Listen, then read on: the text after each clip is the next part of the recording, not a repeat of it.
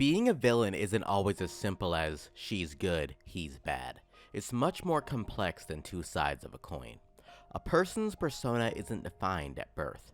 It's decided by the path that you take in life, or the path that you're forced to take, be it by nature or nurture.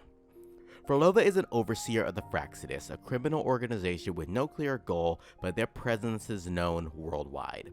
They have been on the heel of Rover, causing chaos at every turn in their journey thus far. Phrolova remains a key villain since version 1.0, and it's finally time to settle the score with the villain, whether it's in a good way or a bad way, remains to be known. So what is the Fractsidus plotting today? Well, it's simple. Cristoforo, another overseer, has a script, a plot that he has to set forth to enact. And the goal of that plot is to release the Thernodian in Septimont, to plunge it into the dark tide, which would spell ruin for the nation. As for Phrolova, I don't care for your taste, Cristoforo.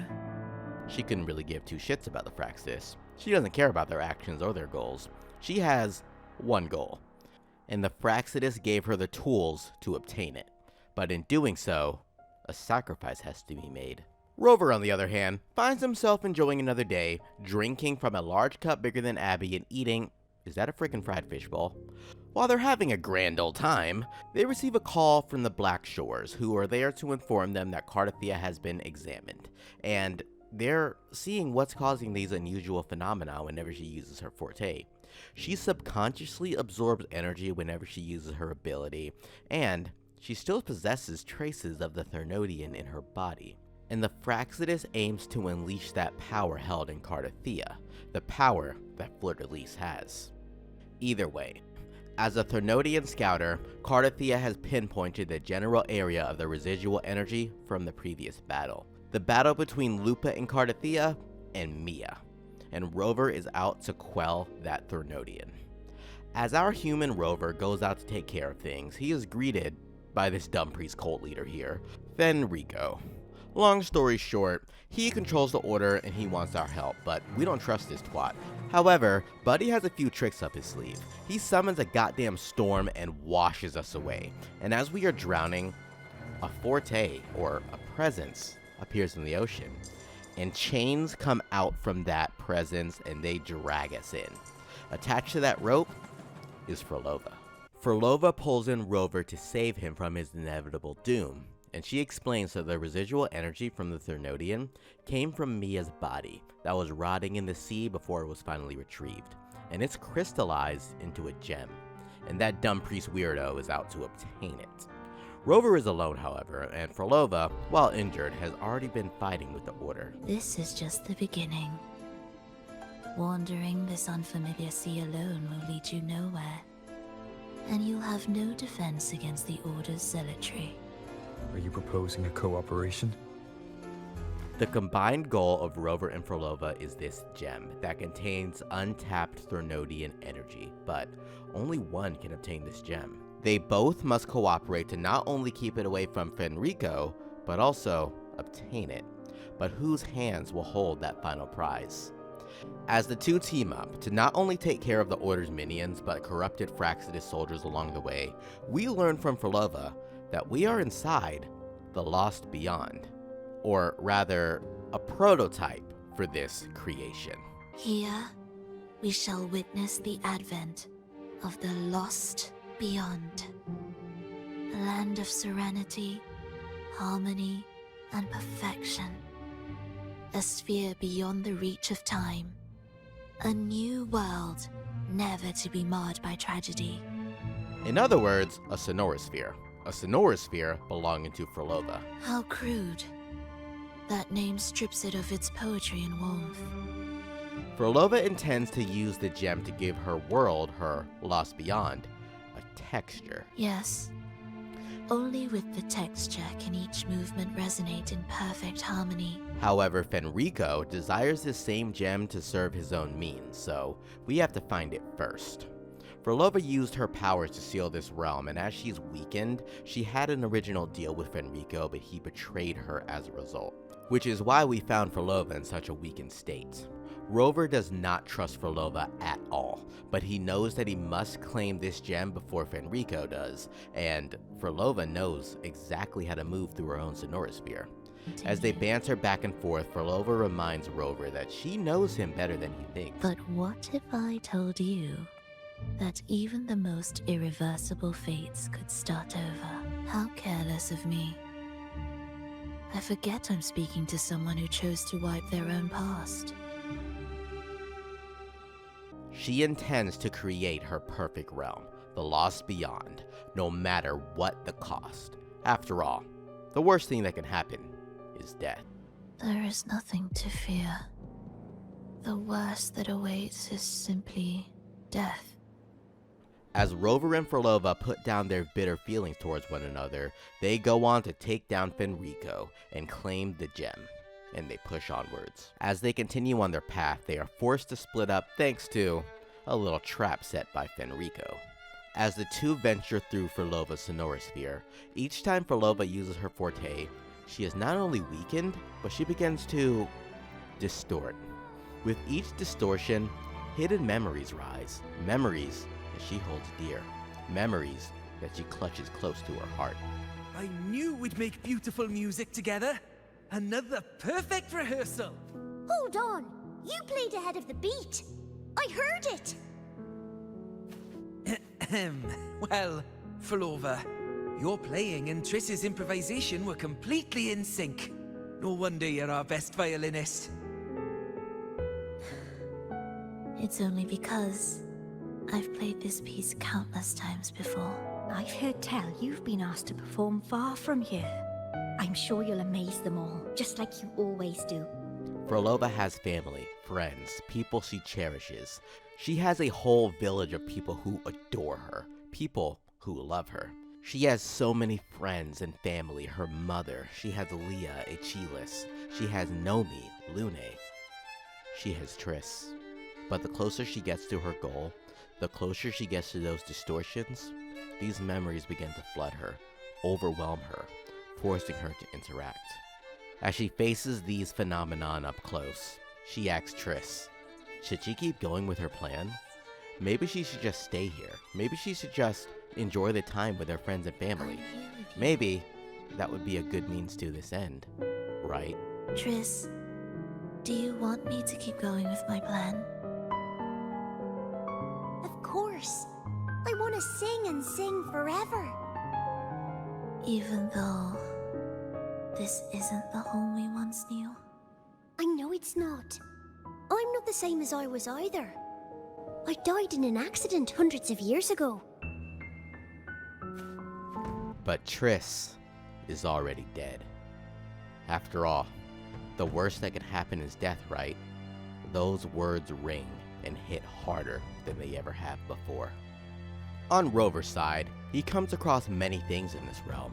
Notes, a report, reports belonging to Phrolova, failed experiments, countless failed observations, but one report really stands out.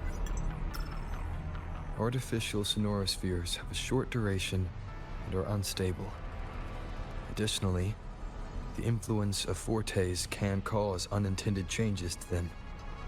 Creating a large, stable sonoro capable of sustaining a reality for all would entail significant costs. Additionally, the process would demand the sustained application of my resonance ability. This research direction has gained solid support and will continue. Recorder, Phrolova. Meanwhile, Phrolova pushes forward, and she takes the time to think about a promise. A very special promise that was made by a very special person countless years ago. The two finally join back up and confront the Order, but as her forte gets released in this fight, more visions begin to cloud her head, and she remembers exactly what started this tragedy.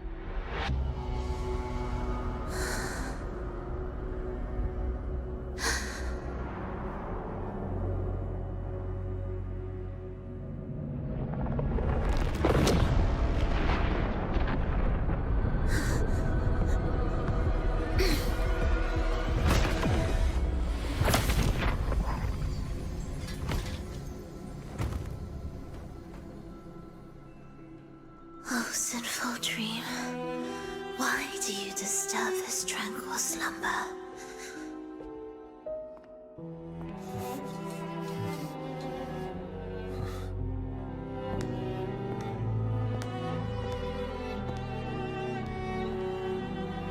The weeping child lingers no more. Instead, she raises her hand and claims that vaporous drop.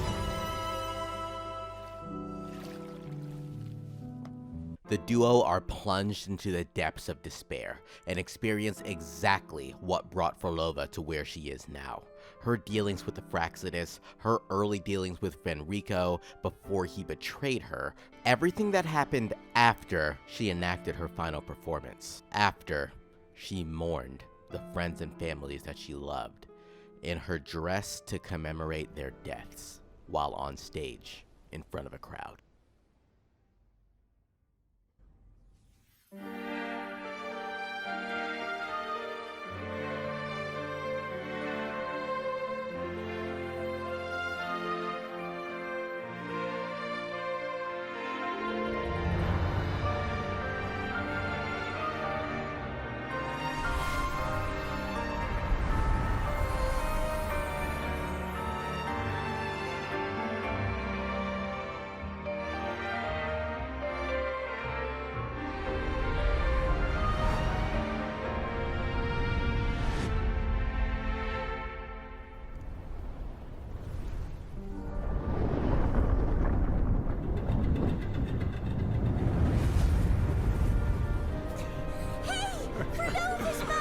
How were your performances? All smooth, I hope?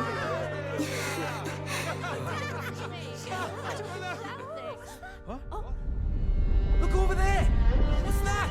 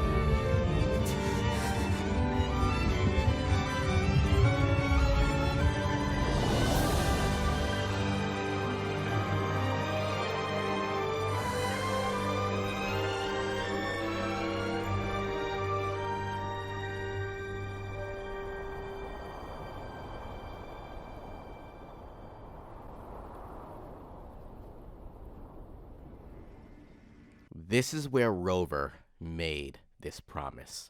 A promise that he would forget. Just like how I chose to change myself. You changed yourself?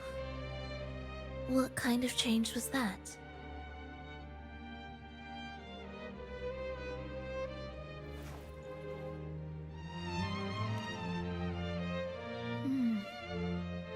That sounds intriguing.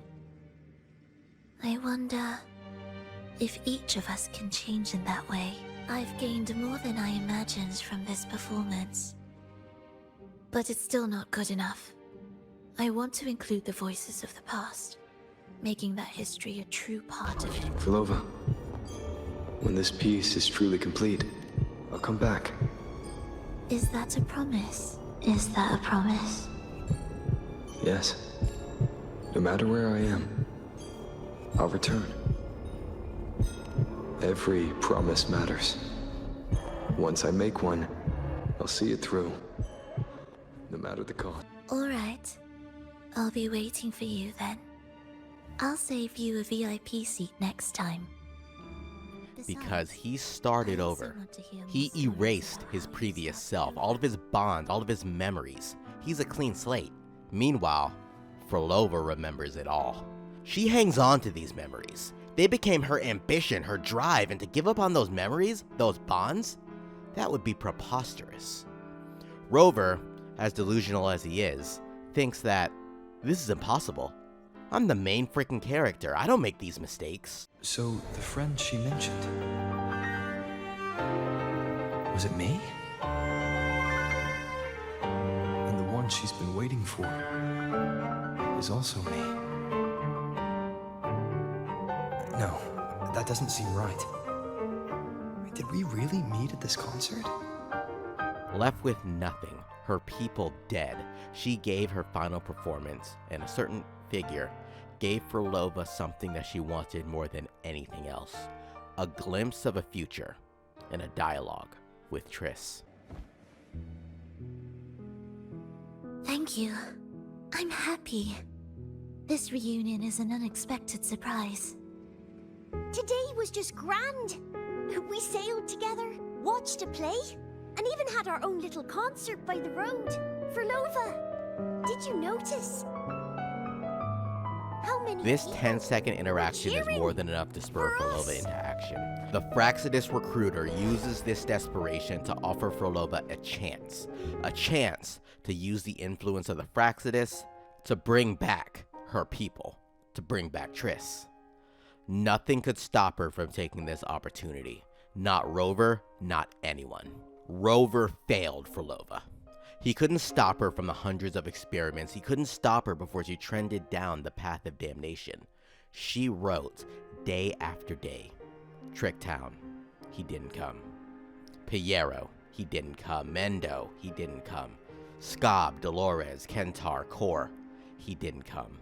She performed at each of these areas, hoping that Rover would finally be there, finally fulfill his promise. But he didn't come. As she waited for the person who made that promise to finally return, she began to wish for things. 1. Pray to the divinities that they would come and restore everything. Failed. 2. Sought experiments on birth and immortality. Failed. 3. Search for life in the wave-worn phenomenon. Failed. 47. Failed. 84. Failed. 126. Failed. 132. Failed. Failed. Failed. Failed. Failed. Failed. Why? Why did I fail again? These are the words that Phrolova spoke, and she finally said, as a resolution to her cause, he will never come. Phrolova began to go down a different path. She spawned tacit discords and caused mayhem across all of Solaris. She turned human beings into tacit discords to shell the consciousness of the people whom she loved, the people whom she held dear. The real failure was that of Rover, who never delivered his promise to Phrolova. As Rover and Phrolova take down Fenrico, who actually obtained the gem, but he used it to spawn the Dark Tide from not only the gem, but the souls of thousands of his followers. The Dark Tide comes forth, but Phrolova and Rover quell it. And all that's left is the gem. A gem that Phrolova and Rover both want. It lays there, and Phrolova approaches it, ready to finally bring her plan to fruition. But Rover puts his sword in front of Phrolova, and they have one final conversation to settle things before they each do what must be done. Your plan won't work. Says the one who hasn't witnessed the years, the failures, the countless attempts I've made. What gives you the audacity to pass such judgment? You've already tried everything. Can't you see? The path you're on only leads here, nowhere beyond. Among thousands of paths, surely one will lead me back to them. And even if I'm wrong, I fear not starting over. I've done it time and time again. What meaning is there in chasing something that's neither realistic nor attainable? I know they're there. Those fading reverberations did not and cannot return to life. No matter how long you hold onto their frequencies, the result will be the same. The villagers are dead. What you've created are tacit discords. If you continue turning the entire town into that, you're not creating a paradise. You're creating a hell. The villagers are dead. So, you saw them in their human form. Then how can you claim my goal is unattainable? He tries to step in now, despite failing Phrolova, despite leaving her to fend for herself for years. He tries one last time.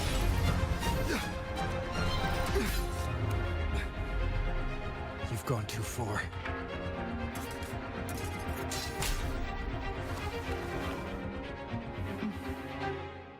You're one to talk. How amusing. You, with your long life and its endless possibilities, still choosing to start over, even at the cost of all your memories. The irreplaceable bonds, the emotions that make us human, are the brightest lights and most precious treasures in our fragile existence. What madness, what cruelty, what impossible goal would drive you to cast them all aside? You've gone further than I ever could. Perhaps you believe more than I do, that only in endless time can true eternal perfection arise. That only then will a brave new world arrive. We walk different paths, yet in the end, we are both driven by the same madness. Why argue who's fallen further? The only difference is that you've forgotten it all. You never understood the true value of human life. Nor have you stepped beyond the boundary that death has placed upon the human soul.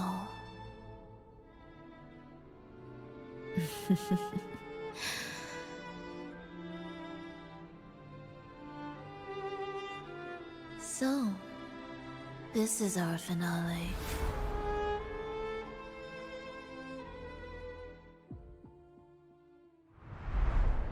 Nothing more needs to be said.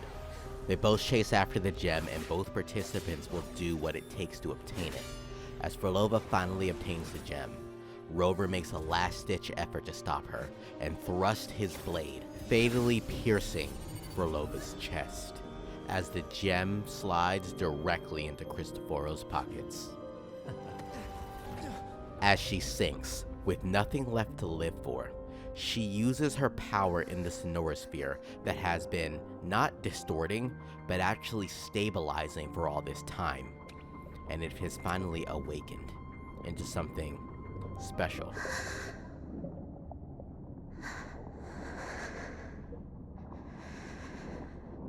I'm sorry.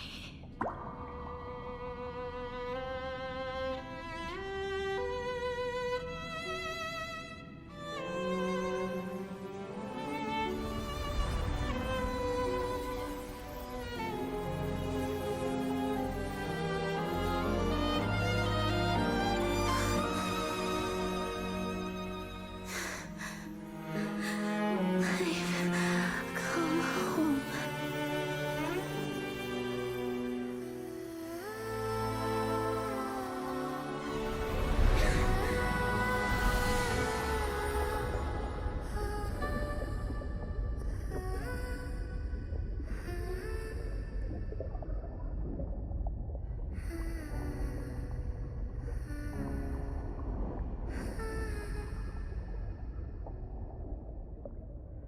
Once I dreamed that we were dear to each other.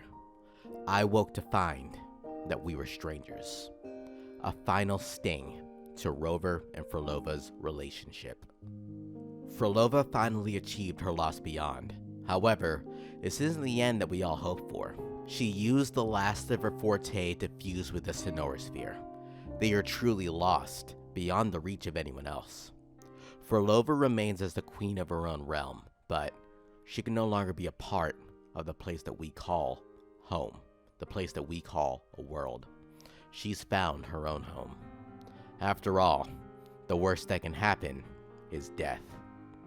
What is death if you can remain immortal in a plane of your own creation, a realm of your own choosing? What is death if you can forever live with the ones that you cherish? Phrolova's story was a tragedy, a very good one in fact. I'll be doing a later review on the actual story aspects, so stay tuned for that. Let me know if you like this style of content, and if this video gets enough views and likes, then I'll continue to make them. I made 2 reviews before this, and while they were late, they didn't do too well. So if you do want me to keep making these videos, go ahead and like this video, and share it as well to anyone who might be interested in learning more about the WuWa story. If this tale moved you even half as much as it did me, subscribe for more deep dives like it, and let's give Phrolova the audience that she deserves. This has been VoidEnigma, out.